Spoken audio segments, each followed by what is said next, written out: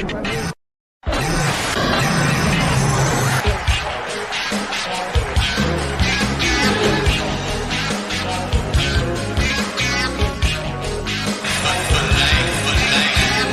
is Offside Hockey Talk, where the Maple Leafs and hockey come to talk. If you were not excited by last night's game, then you were not entertained. That was some damn inspired hockey. Loved seeing it. And by the way, the guys we expected to get in the Tillies and get dusted up, John Tavares and Morgan Rielly, they were right in the – wait a minute. They were in the thick of it. And Mr. Simmons and Clifford were the ones setting up beautiful goals by David Kampf. What a role reversal. But hey, wasn't it funny, though? Those two players in the lineup had everybody else playing 10 feet tall last night. Nobody backing down. Everybody fired up. Let's go, Leafs, go. Shut up, Jesse Pollock, because the Leafs took that victory. Absolutely love it. What did you guys think of last night before we jump into the week that was for the Maple Leafs? Go ahead. That was a bloodbath. Like that, I felt like from Marner eating the boards to Nicky Robbie getting crushed, and then Rielly and Brody going to defend him. Man, it was intense. It was fun to watch, and I was on the edge of my seat the entire night. But big win from the boys. I'm gonna be honest. I didn't watch it. First of all, I would like to boo this man. Boo this man. If you didn't go back and watch that game, what are you thinking? No, even the highlight pack was exciting. I'd like to congratulate my friends Melissa and Beckett, of course, on their marriage. I was a man of honor last night, so I had a wedding to attend.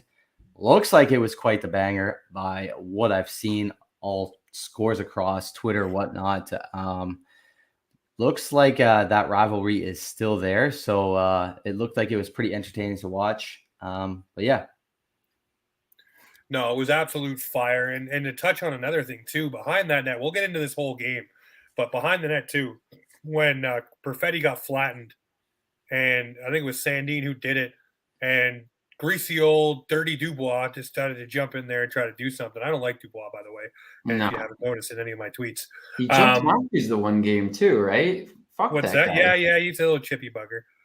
But then you had jumping in there was Bunting and Hall, and Matthews was ripping Dubois off, guys. I loved it last night, man. Everybody was in the thick of the fire. So yeah, no, fired up for that. Fired up for the fact that we did that. But the Leafs week that was last week, guys, was another 2-in-1 week for the Maple Leafs. All right, Dilly, we'll give you some roses. I think you went 2-1. I said they're going 3-0 because I thought AZ would be a cake. Oh, no, I think Pete was the only one. Oh, Peter. I said they were going to lose to Winnipeg. There you go. But little did we know, we lost to the team that we all expected. Are you kidding me? Yeah, and everybody else had some fun with them throughout the week. So I don't know. You know what? It is what it is. Like I said in the pregame notes for this one, guys, we went over the Arizona game. We lambasted the team, talked about Keefe. The thing that's crazy, though, is those comments from Keefe kept coming back all the way even through Saturday. Pete, you've probably seen it. Hockey Night in Canada was talking about it. Everybody's still talking about the fact that Keefe walked back his comments. Jesus, Murphy, have you ever said something that maybe you're like, I felt maybe I said it the wrong way, and then you have to address it with a person? Well, in Toronto, I guess you got to address it with 42 reporters, 55 bloggers, 17 podcasts, and the grumpy man on the corner of Eglinton and Steeles, because that's what needs to be said before the message gets to the person you want to talk to. It's absolutely freaking nuts. So guys, dumb. It's a conversation. Let it be. I hate that we're having this conversation, though. Like, being in the Toronto market, any Canadian market, you really have to watch what you say, and it's so frustrating that Keith, they have their own conversation in the locker room. The boys know what needs to be said, what is said, what goes on to the media. It's just it shouldn't matter that much, and it sucks that he has to retract what he said just to please everyone. Like, fuck the media, man. Seriously, Dilly, what do you think, man? What do you think about Sheldon Keefe? getting in there and having to say, I didn't mean it the way it was. Me and Marner addressed it, and everybody's saying that Marner is soft and squishy. Hey, how about this one for the world? Everybody deals with things differently. How about that one? Like, to be honest, like the media in Toronto is like so nitpicky on like one little word. I know anywhere it's one little word, one little slip up, and it gets blasted everywhere. But like Toronto is a different place to be for media. Obviously Keith wants to get the boys fired up. Yeah. Marner. Well, I mean, hey, let's move past the Arizona game because we've gone far. Clark, I see you in the chat there, my friend. We will get to your comments. Anyone who drops one in there, we will talk about that when we get to the Winnipeg game. The Dallas Star game, the Robertson Brother Bowl, that was absolutely stunning debut for Nick Robertson. You couldn't have written it in the stars any better. Comes in, scores the one goal, gets the OT goal, looking like Austin Matthews, by the way, on that one-timer, blowing that shot by. And Matthews has said that Robertson has a release much like his own, and we got to see it in that game. But I want to know, guys, you see Robertson come in there. He didn't do exactly the same. We'll talk about the Winnipeg game, but he needs to bring something like that every single night, and I think he is going to bring these things. Wondering for you, Robertson's debut. Pete, first for you. What did you see? What did you feel? Because to me, that guy, the nickname he's got right now is Honey Badger from a lot of people. I was at the game on, Thursday, and the energy was very weird in the building. Like everyone was pissed off. Like we're losing 2-1 to Scott Wedgwood in net, and then Nicky Robbie lights it up. He gets the game winner. After the game, everyone's chanting Nicholas Robertson, and I'm screaming. I'm fired up into it. He looks good. I mean, he's getting rocked a bit out there. Like he's getting into those greasy areas. He's playing like he wants to be on this team. I mean, you notice him. You notice him a lot more than you did with Malgin. But I like what I see so far. We'll see how he does. I hope he gets more ice time. I don't know what's the plan for the next game. Are they benching Malgin again, or are they? Malgin is still on the bench. So we'll talk about this in the week that is. But Robertson is indeed still in the lineup. Yeah. Yeah, Dylan, I'll throw it to you. Man, it was a sight to see. I've been waiting for this moment for a very long time. If anybody knows me, I'm into hockey cards, and I've got quite the collection of Nicholas Robertson. The biggest thing I noticed, and I honestly didn't know it at all, but Jason is significantly taller than him, and I thought Jason was like around the same size as Nick, but that picture really made it a little bit more clear that like Nicky's nice, and I guess he's not nice and short, but he's a speedy little guy, and I think Jason has passed on a lot of his teachings and his learnings from his shot, what he does in the off season too, because it seems like they just try and fire at will. They try and take every opportunity to fire a shot on net, which is a good quality. Obviously, you miss 100% of the shots you don't take. So beauty goal and pass, the pass from Bunting. I love that first goal.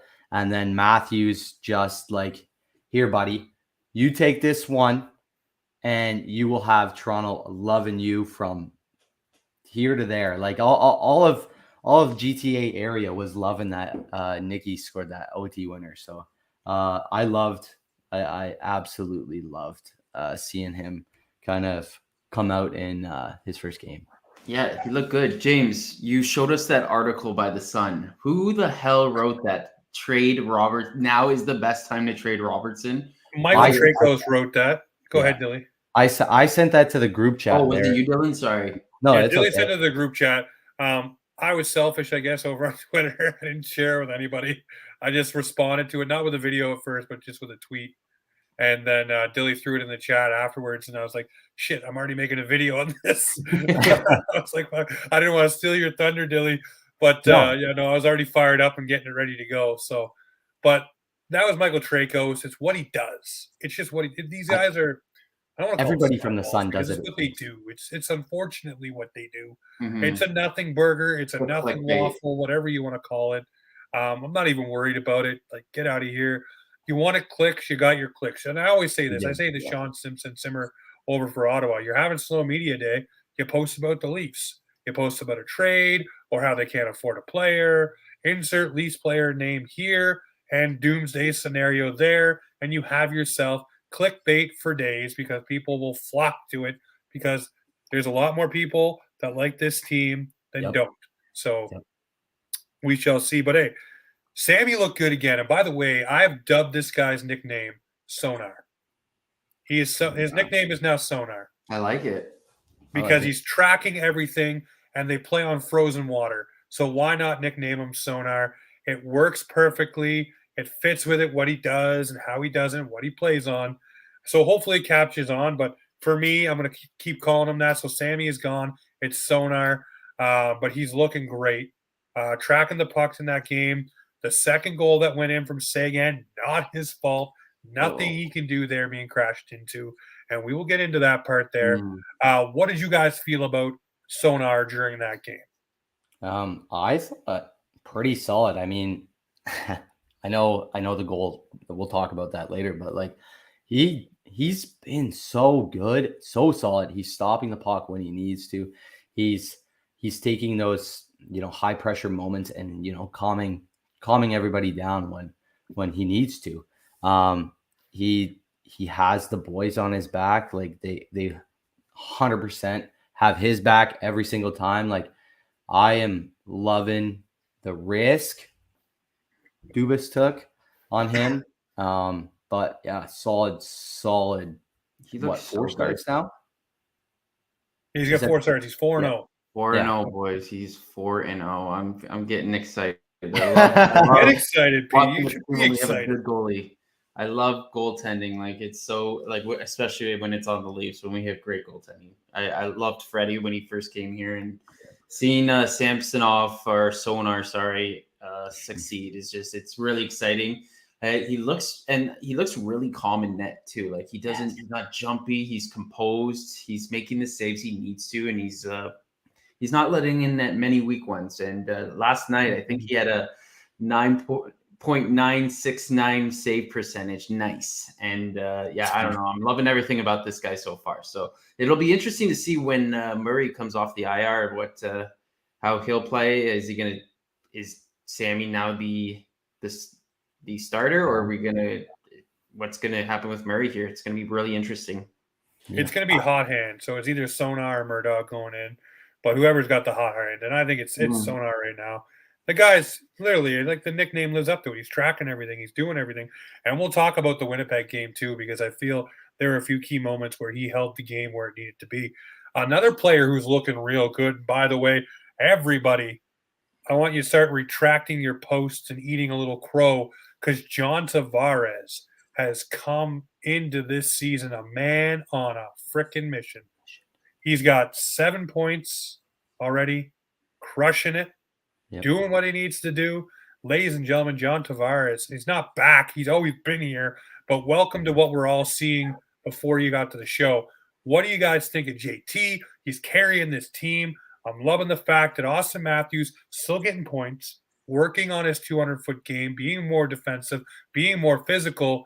But John Tavares says, I got you, Matthews. I'll pick up the goal slack for now. Let me get some goals for you. You keep working on your game. I love it. What do you think of JT or Kevin?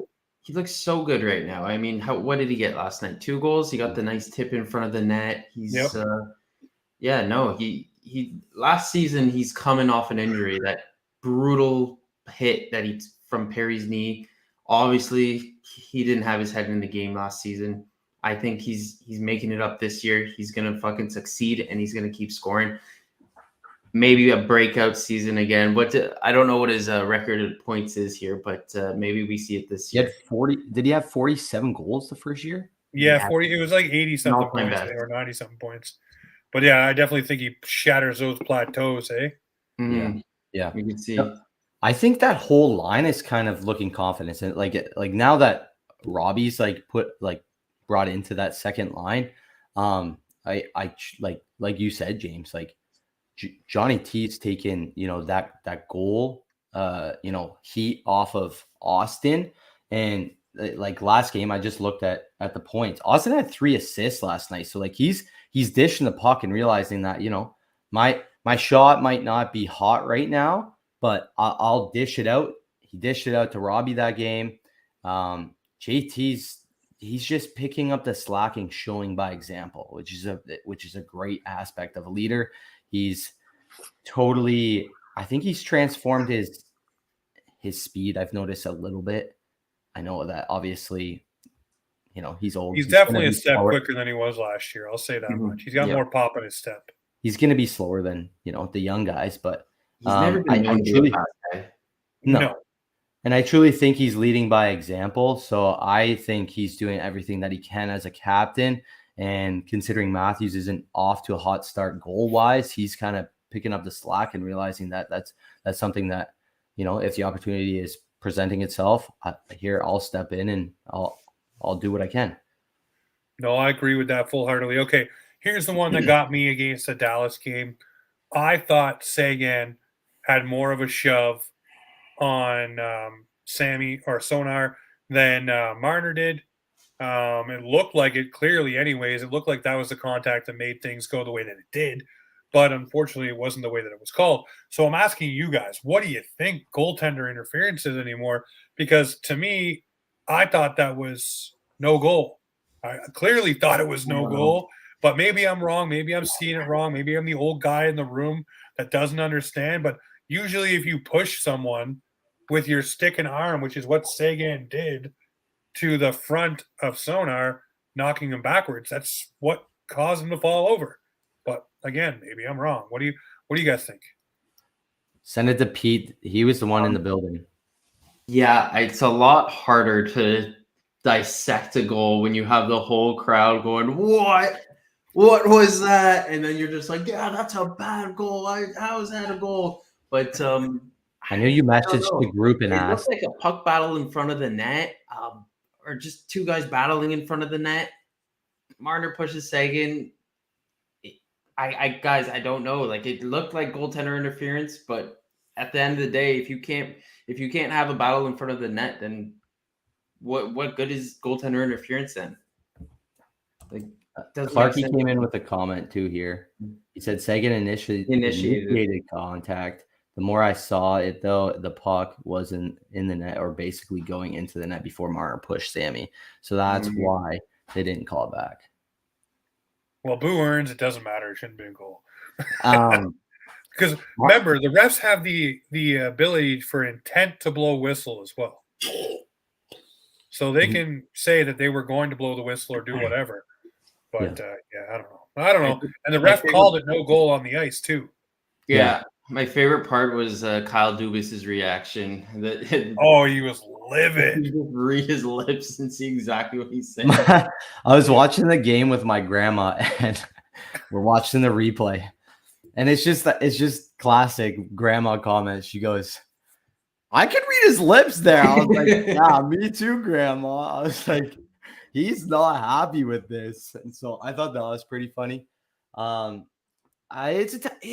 It's a tough situation though. Like it looked like Sagan had more contact with Marner, but then I don't really know. It was the end shove for me that was my problem. Yeah, it looked like he it was pushes Sonar like it was this, but then I saw like more of it leaning towards Sammy, but that was just my initial reaction. So I don't know. At least we won. Yeah, we did win. That was a beautiful win. I love the fact that happened like that. Then we got the Jets game. Yep. Then we got let's buckle up. Let's have some fun. Mission to ground control. Ground the Jets. It's over with. Let's get this rivalry started. And that's what it was. It was great fun. I watched that game and I said, when the Jets went up 1-0, this can go one of two ways. Sammy can get snow jobbed here. Sonar can get snow jobbed here. And it's going to be a problem. And this is where the confidence wanes. this is a game that, is going to be a measuring stick. Then bam, JT ties on the power play. All right, we're good. We're excited. Then all of a sudden, the Leafs go up. And here's where Sonar really impressed me throughout the entire game. Pete, you may not know as much as Dylan does, but I'm a big guy of the key saves at key moments.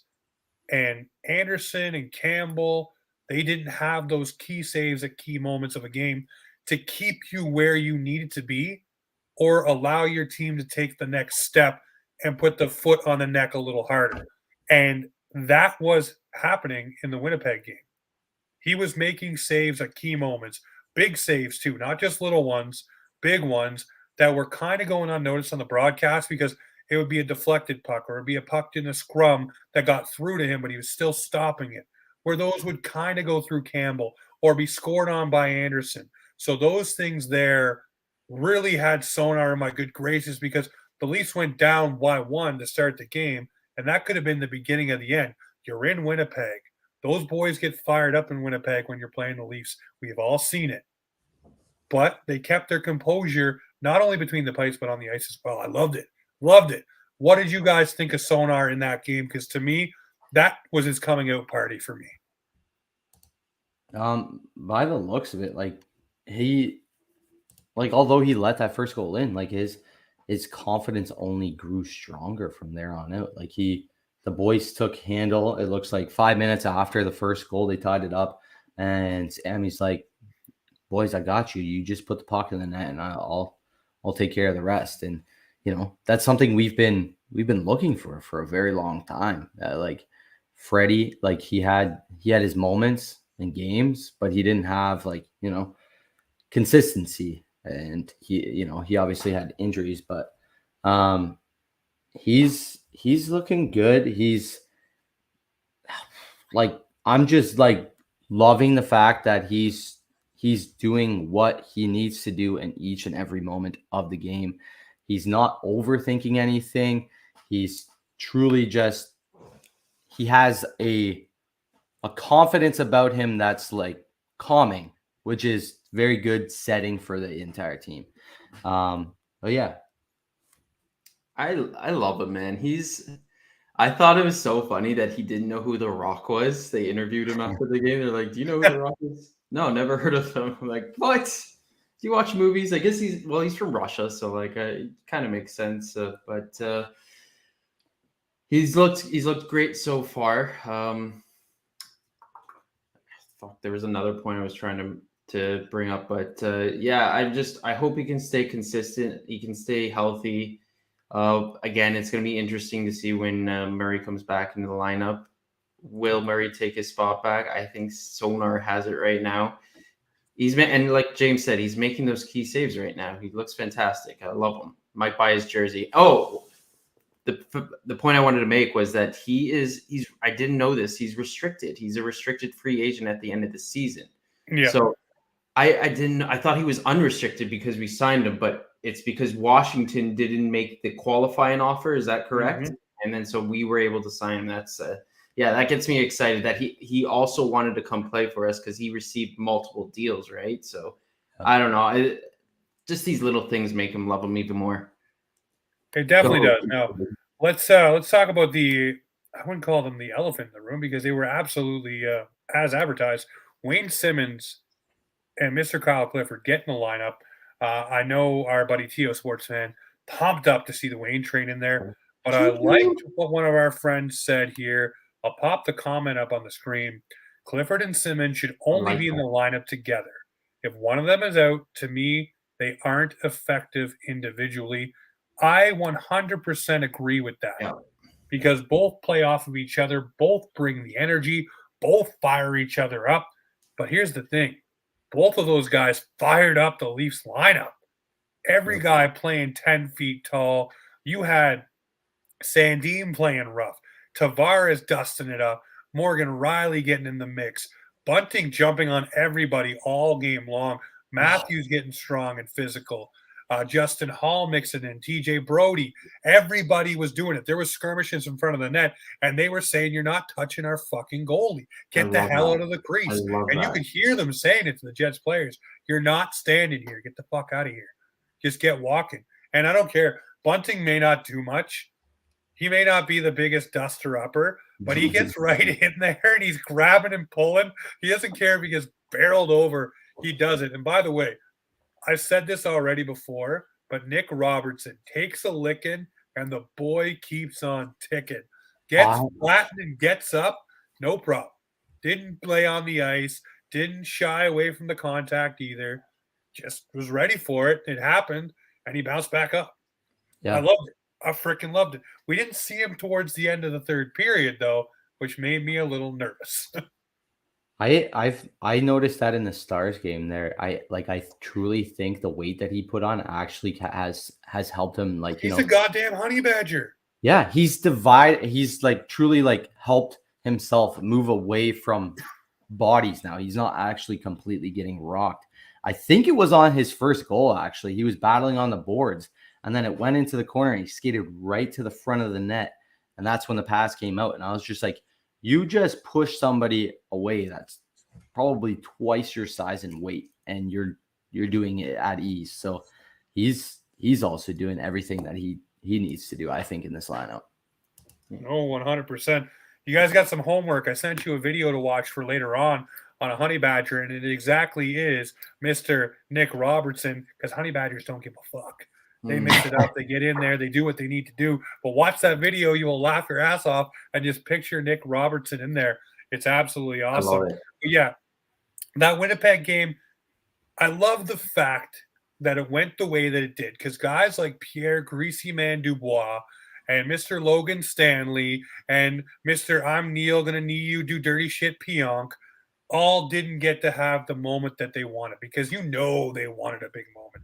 It's Saturday night, bright lights, hockey night in Canada. You're against the blue and white, and you want to whoop them, and you lose. You absolutely lay an egg, and not only do you lay an egg on the scoreboard, but you lay an egg physically as well. Yeah, you got some licks on Marner, but the Leafs were in there just as much as you, which is great. No, they didn't out-hit the Jets, but when they did things, it was noticeable. It was things that pissed off the Jets and made them take dumb penalties. If the Leafs can play inspired like that, defending one another and riling up the other team, that will bode well for the rest of the season. I said it on the live during the intermission. That was a galvanizing game for the Leafs because it brought everyone on that roster together. Top to bottom, didn't matter what your status or what your paycheck was. You were doing the same shit as the guy beside you. And that goes a long, long way. Something that's been missing from this Leafs lineup, if you ask me. Yeah, that's a very good point, actually. Yeah, you need everybody clicking, and you need everybody believing in what's going on in the game. That is a very good point. Peter? They looked good last night. So I mean, like we're high energy, Peter. We're 4-2. We're 4-2, boys. But as soon as we lose another two, just watch Leafs Nation come down and crumble again, boys. Like I love the fact that it's like that, though, because you can't be even keel in Leafs Nation. I guess you just can't be. There's so many high highs and very low lows. Like the Leafs Nation is somebody with depression or like bipolarism. Like it's absolutely ridiculous how much we react to everything. Like I just wish I could just stop reacting this way, but it makes for good stories along the way. I truly think that. It definitely does. Well, ladies and gentlemen, that was the week that was for the Toronto Maple Leafs. Now we look at the week that will be, which will be minus me after tomorrow night's game. That's it. It's these two for 2 weeks. Rocking the Offside channel, loving it. But we have the week that will be. I will still put in my prediction. We'll get Mr. Peter to go first, as we have Vegas. We have we have the West Coast Swings. We got Vegas, the Sharks, Kings, and Ducks. 4 games this week on the docket. You already know how this is going to go, boys. They're going to lose to the teams they're supposed to beat and then beat the teams that are supposed to beat them. So they're going to beat Vegas, They're going to lose to the Sharks. They're going to beat the Kings and then lose to the Ducks. They are going 2-2 on this road trip, boys. Billy, what do you got? I want to say that too, but I mean, it's the right answer, right? it probably is, unfortunately. But I'm gonna go. I'm gonna go 3-1. 3-1. Who are you taking for the victories? I'm gonna go Vegas. I think we're gonna lose to the Sharks, and then Kings and Ducks will dub. All right. Well, I'll sprinkle some magic. I think we're going to go 2-1-1. Ooh, I like that. So I think we will beat Vegas. I just think they get up for the Vegas Golden Knights. We do not play particularly well in San Jose against the Sharks. So I think that will be a loss. The OT loss will be against the LA Kings. I think they get beat there. And then I think we beat the Ducks on Sunday to cap off the road swing, the West Coast swing with a victory. Fun fact about the Vegas game, Phil Kessel will be tying the Keith Yandel record for the Ironman streak against his former team. So that'll be a storyline tomorrow night. It will be old man, long man Phil. So we'll see. We'll see what happens there. It's going to be a fun week no matter what. The West Coast swing is always kooky dukes because it's so late at night and all different things happening. I know the Saturday game is unusual, and Sunday actually I think is an afternoon game. If you're in Anaheim, it's coming Sunday. Yeah, I think we have a game tomorrow against Vegas, right? Vegas What's is that? Vegas is tomorrow, 10 p.m. Eastern. James, are you watching that? That will be my last Leaf game for 2 weeks. Yes. Okay. Well, so I will be. One. I don't know if I'm going to be watching the entire thing, but 10 p.m. is a little late, boys. Yeah, it's damn late. I didn't even look at By the way, ladies, 10 p.m. for you, 11 p.m. for me. I know. Okay, add another hour. Do that at 2 a.m. Yeah, that's brutal. Like I would be like cuddling with my computer and trying to watch it in my bed at that damn time if I actually want to. When I worked the regular job, that was what I did. I got a chance. Usually I would watch the game or start watching the game and drift off, fall asleep with the laptop, and then wake up to the end of it. So it's like, oh, okay, well, this sucks. But yeah, no, it's going to be a fun week. The West Coast swing's always good. There may be some movement as Pierre Engvall is sliding in for the Vegas game. Doesn't make me happy. Zach Aston-Reese is sitting. So who knows what's going on. There's a whole lot of bobbing and weaving going for the Leafs. But, that's the week that will be for the Toronto Maple Leafs this week. Like I said, scheduling note, these guys will be taken up after the show. I believe they are going to go Thursday and Sunday this week. That might be the thing. Yeah. But I will leave it to their most capable hands. They may have someone swing through like a Clark Monroe or someone else. But who knows? Who shall see? We will figure it out. But now we swing into the good, the bad, and the ugly for this week. The good for me, it's got to be the good for all of us. Sonar, and Nick Robertson. Two Nicky very Bobby. good things. What's that? Nicky Bobby. Nicky Bobby. Those two things, we can't disagree. That has got to be the good for the week. Sammy's looking sharp. 4-0, 937 save percentage. Looking great. Let's go. Let's rock and roll. Nicky Robertson comes in, 2 goals. Perfect. So really, right now, he's played 2 games this season. Got a goal a game. Let's rock and roll. Love it. There's not much to be said there. That's just the good. The bad.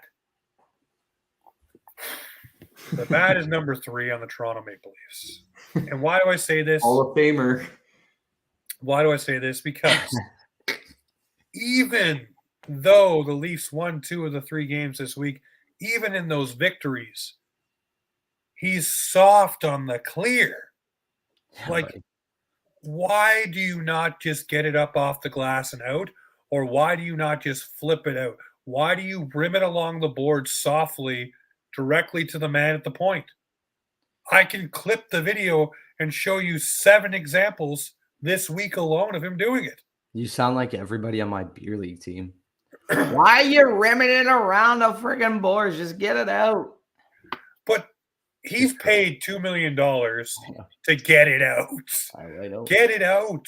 I don't get it up off the glass. Do something because obviously, if 7 times in 1 week, if you're doing the same thing, and it's 9 times out of 10 creating a grade A scoring chance or a goal against, you might want to fix that up because just to let you know, Jordy Ben and Timothy Liljegren are literally days away from rejoining this roster. What's going to November happen 5th, there? both players come off the LTIR. And by the way, the Leafs have the cap space to bring them into the roster. Oh, as do well. they? Okay, that's going to be my question. They can send down a couple of guys who are sitting, not playing right now. So Dennis Right. Malgin may get his ticket down, or Right. someone else to create the roster space. Do you think someone will pick up Malgin if we waive him? Who cares? Who cares? We got Nicky Bobby. Yeah. Nicky Bobby, Well, I'm not even saying that just to sound, rude, but I said it to you guys at the beginning of the season. He's not doing what he needs to. You do. have to do something every single game.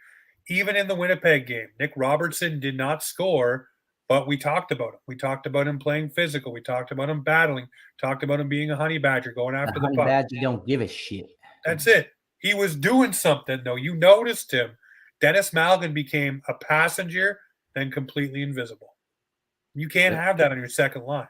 So, and he does not play a physical enough game to be on line 3 or line 4. So his opportunity is where Nick Robertson is, and Nick Robertson just took it and said, "Thank you for your lunch money. Hit the bricks, kid. Switzerland's calling." Have a good weekend. That's basically what it is. I'm not trying to be a jerk, but that's just the way it is. You sound like But yeah, Jordy, this all started because we said Jordy Ben and Timothy Liljegren are coming back. So those guys are coming back. So if you're Justin Hall, you better start smartening it up. Simplify your game. They did it with Dion Phaneuf. They made Dion Phaneuf good enough that he became a tradable asset again to the Ottawa Senators. Yep. So Justin Hall, for the love of your own spot on the roster, simplify your game. He's rushing the puck up ice. He's crashing the net. Like, dude, you're not Thomas Chabot. You're not Erik Karlsson from 5 years ago. You're not Cale Makar.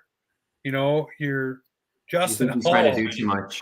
Yeah, he's trying to do too much to stay in the lineup, which is going to get him kicked out of the lineup, in my opinion. But that's the bad this week. And then the ugly. The ugly is what we just talked about with Tracos. Or the ugly is what we talk about with Steve Simmons. Or all of these different things. Just the way this team is covered by fans, by podcasts, by articles, by writers. It's insane. It's insane. We already touched on this, but we'll touch on it just a little bit here for the ugly this week because it is ugly. It got real ugly this week. It got fucking stupid ugly, and I did not like that article at all. It got ugly after the Arizona game, and then there was basically almost 3 days because they didn't play until Thursday night against Dallas of everybody just chewing and grinding the grinder. It was horrible. You would think this, and I said it in one of the videos. I was like, wow. You would think this team just finished the 82-game season and was not heading to the playoffs. Yep. You didn't know it was only 4 games in or 3 games in or whatever it was at that point after the Arizona game. It was nuts. It was nuts. I couldn't believe it. And then that article from, good on you, I guess. You probably got a whole bunch of clicks. Oh, good on you. I Your love boss my is probably clicks. happy. Oh. Do you think he really meant that article, or is he just doing it for the clicks? Like clicks, just 100%. doing it for the clicks. Stupid. Why are you saying a player that scored 2 goals in a game needs to be traded right away? Like the second after the game. Like it was so stupid. Like, oh yeah, Nicholas Robertson needs to be traded because you guys have any hypotheticals for what we could get in return for Robertson? No. Oh my God! Everybody's talking about. It's not just Robertson you trade though. It was a package. It was Robertson and picks and Nyes and all these things. We'll get you Chikrin, or we'll get you this guy or that guy, or maybe you can pull XYZ from this team and get not only a defenseman but another forward. Shut up. Just enjoy what you have. I said it in the video when I made it. Shut up. Enjoy what you have. Allow us to enjoy one nice thing. Yep. There's been so many people that have come by this show that are former players. John Michael Lyles, Jamie McCowan have sat on this show and said they hated the media in Toronto. Yeah. Because it was so bad. You couldn't do anything. You cannot breathe. And by the way, ladies and gentlemen, Mitch Marner wanting to go and play frickin' video games on his own night off, by the way, and be sponsored by Skip the Dishes. Shut up. Let him live his life. He's allowed to go do things, as are you allowed to be upset by whatever you want to be upset by. But if you're upset by a guy picking up some sticks and blowing off some steam and having fun, by the way, you know the way they used to blow off steam, guys? They used to go get blackout fucking drunk and come to practice hungover. Yeah. That's what it used to be. Yeah. Ty Domi used to get sent home from practice because he was too freaking hungover. Go read. It's common. Go read it. Man, I'd love to read up on that. I'll fall down a rabbit hole tonight. Oh my god, there's a book. There's a book. I forget what it's called. It's got the guy with the paper bag on his head. Oh, but go read that one. Yeah, and it's all true things in that book, and that was one of the things that was in there. Wow. And it wasn't done maliciously. I think it was in the Pat Quinn days, but he said you could just smell it off him and just said, you know. Let's go home. He wasn't in trouble, but just went home because that's the way it was back then. Those things didn't matter. It's not like today. But a guy going to play video games in his own home, you know, and basically probably calling it a night early, by the way, you know, wow. You know, what a great arsehole, you know, really, really putting the team down there, you know, really not working hard. Get out of here. It's like, you know, you guys get off work and you decide to come do this podcast. Well, no, Dilly, you should be plumbing harder, buddy. Yeah. Compete whatever you do. You should be, you know, working on that too. Insurance. Be here. Selling insurance harder. Yeah. Yeah, you should be pushing those insurance quotas, buddy. I don't know what you're doing here. And Dylan, you should be laying more pipe one way or another. No. Unbelievable. Yeah. But that's just, you know, how ridiculous does that sound, right? How ridiculous does that sound to go after a young guy too, right? That's just having fun. And the thing at practice too. Him doing the gritty and having fun. By the way, everyone in the stands was kids. I hate that. Like, leave the freaking guy alone, man. Like, people complain about this not having a broad enough audience, or we're not getting the attention of the kids anymore. And then Mitch goes and tries to get the attention of the kids, does a little celebration in practice, not even in a game. In practice, that was kids' practice, by the way.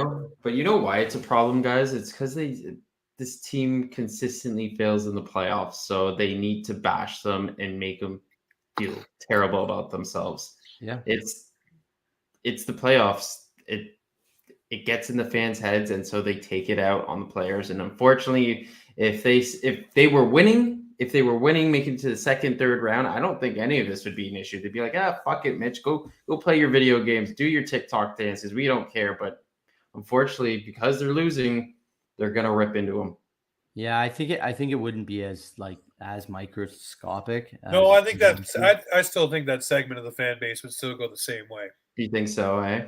I don't think it would be as big though. And even if they win the thing, people are still going to bitch and moan that they didn't do it a certain way.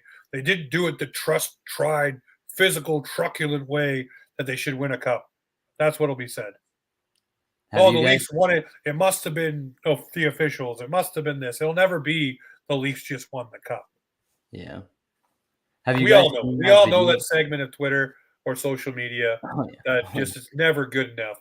It's hockey, I am the God guy. Oh, the Leafs win the Stanley Cup, but here's why. Watch this video right to the end. The guy kills me. But stick with me, I'm hockey's God.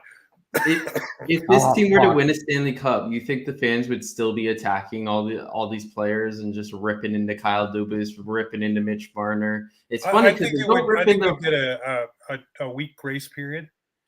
But then once the celebrations started happening and these guys had days with the cup and their parties. Oh my God, he's eating cereal out of the cup. Oh my God, Mitch Marner's Twitch streaming with the Stanley Cup. What is this? That's exactly what would happen. You know it would. Yeah. You know it would. Mitch Marner would go with cereal while he's streaming and just eating out of the cup. Like, I could fully picture that happening.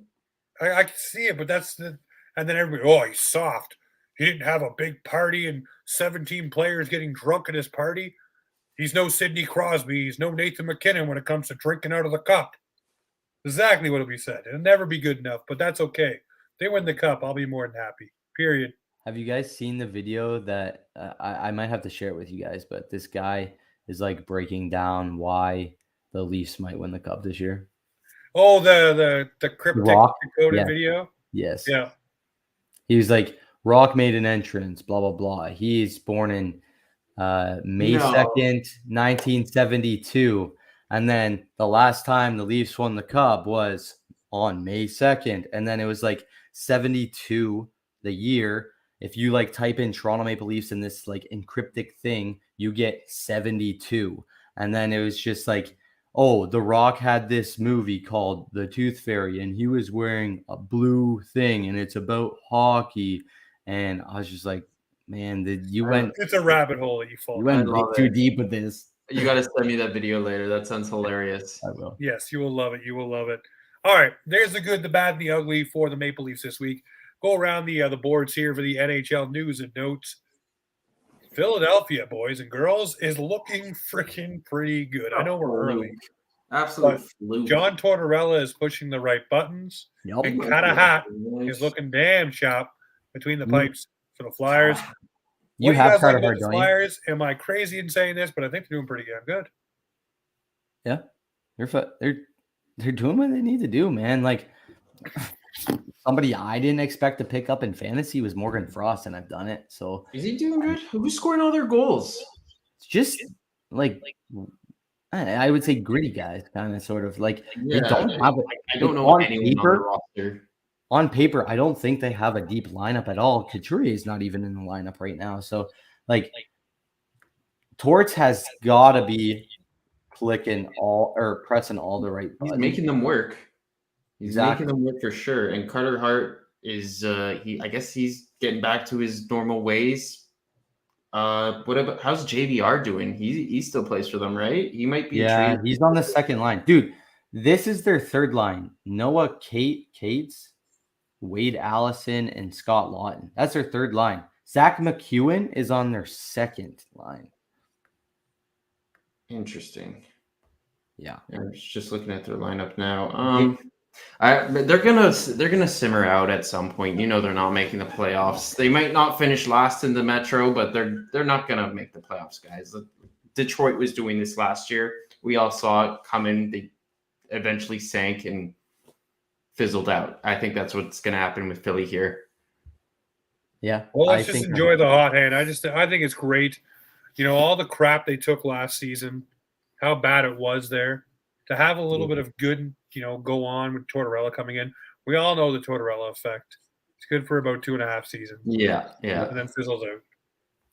Yep. The Canucks, to the other side of the coin. The good, and then there's the bad. The Vancouver Canucks, they can score some goals. They can get up on you.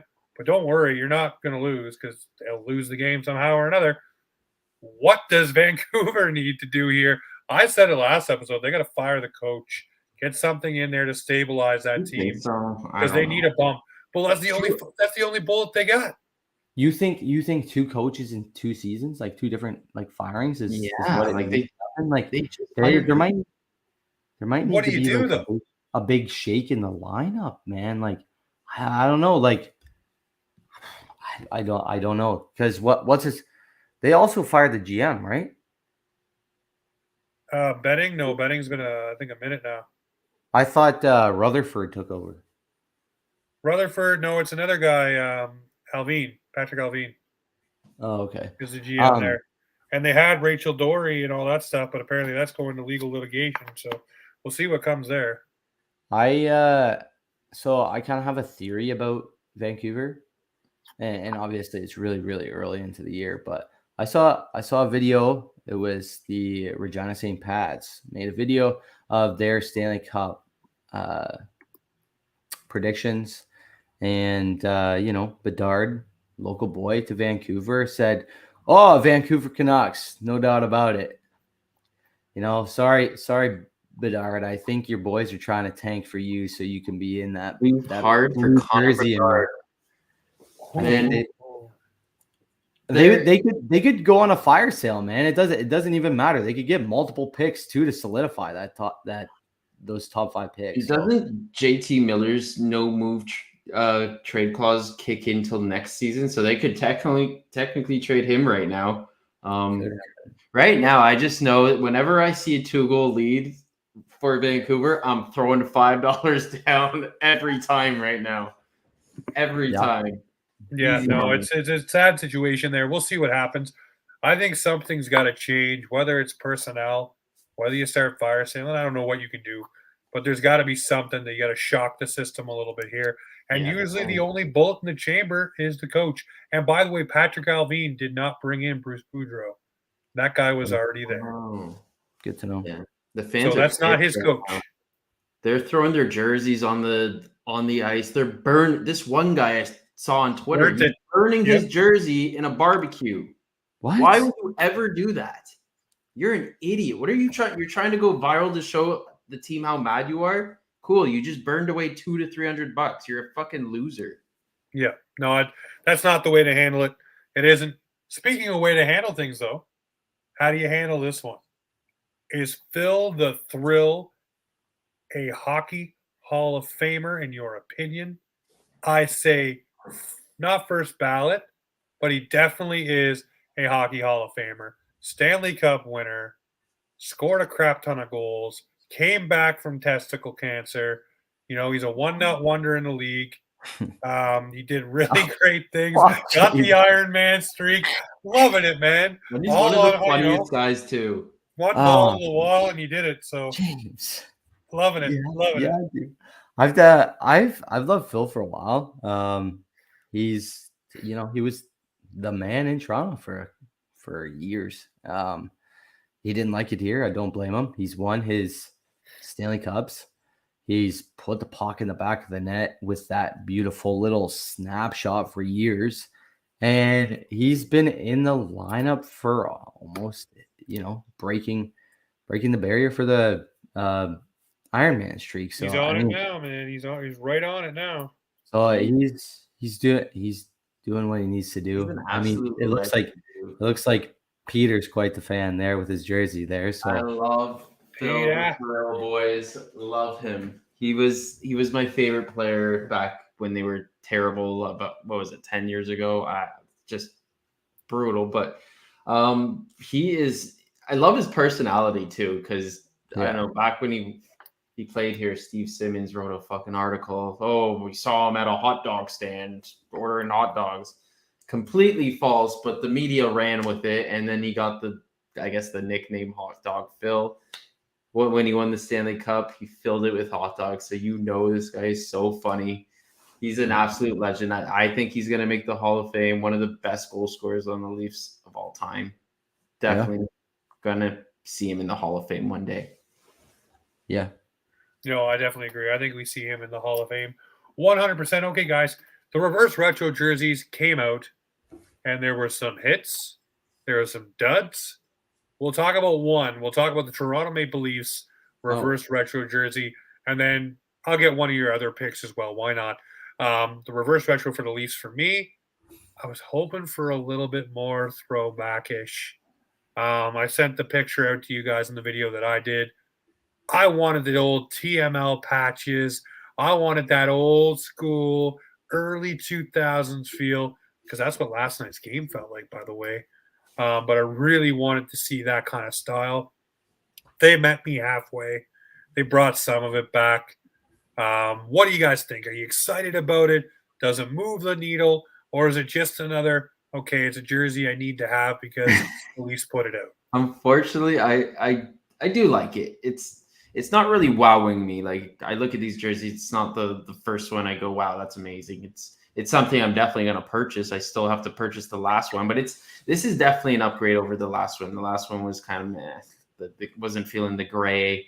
And I remember, I think it was Gord Miller was saying he hated the jerseys because he couldn't see the names on the back or the numbers because of the gray. But I think they're decent. I'm going to be purchasing one. I don't know who I'm going to get on the back of it yet, but I still got to get a couple more jerseys in my collection. This is one I'm going to add soon. Yeah.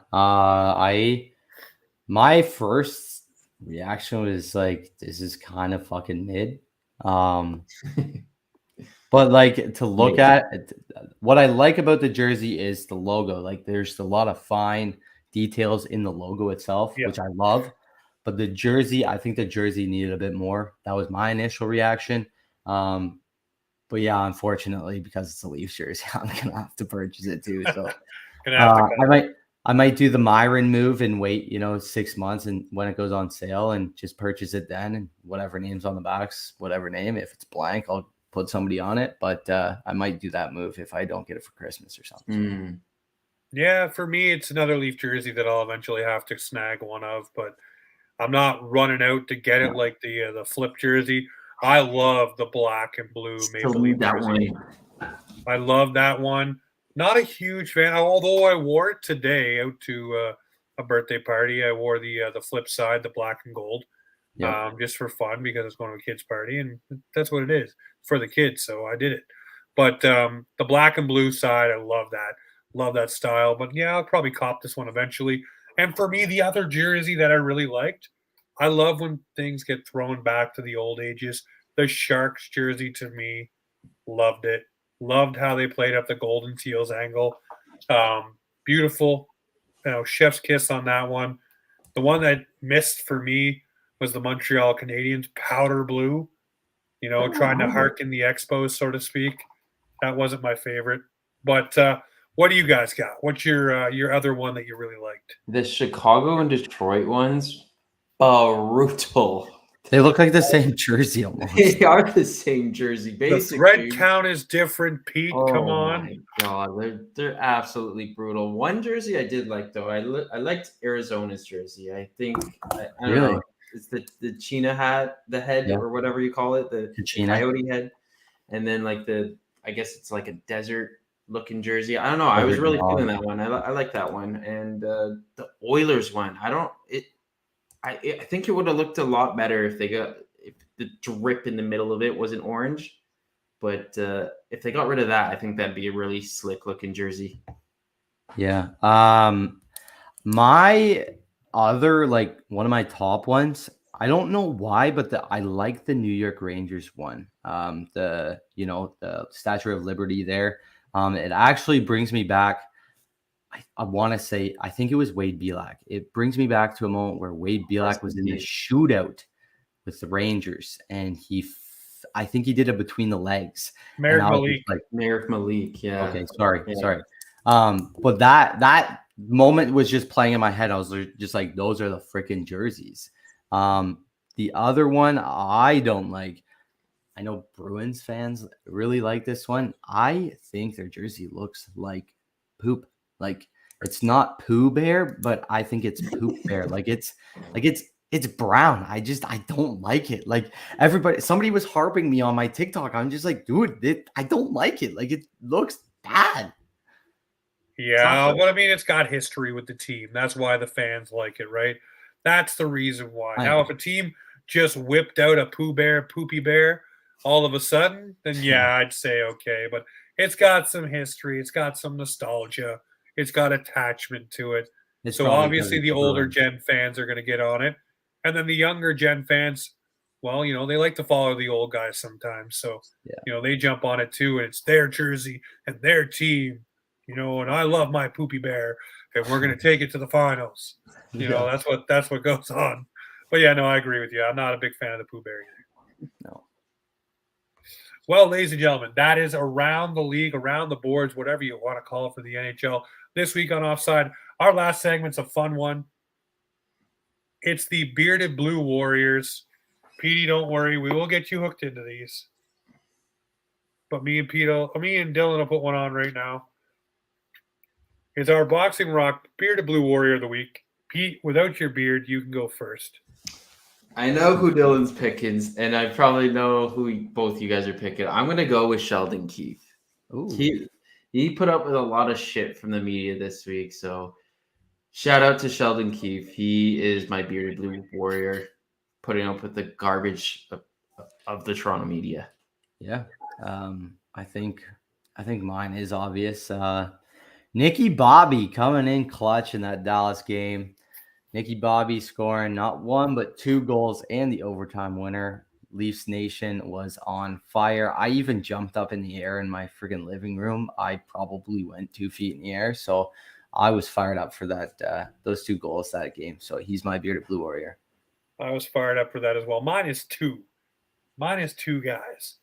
2 guys who walked into the Maple Leafs lineup, had everyone playing 10 feet tall, knuckles dragging, sticks swinging, feet blazing, Wayne Simmons, the Wayne train, woo, woo, and Cliffy, the big red dog, swinging his game into the action there against the Jets. Those 2 bringing the respect factor for the Leafs because everyone else fed off that energy all day long, wanting to get the win for Cliffy, wanting to get the win for Simmer. So my Boxing Rock bearded Blue Warriors are Mr. Wayne Simmons and Kyle Clifford. And if you hold on just a moment, I want to read you a little quote from Mr. Wayne Simmons.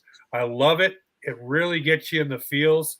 You got to give me 1 second to get to it. Simmons, I'm here for the boys, and I'll always be here for the boys. I love these guys. From day one, I was accepted immediately. When that happens and you have such group camaraderie, for me late in my career, it's something that you cherish.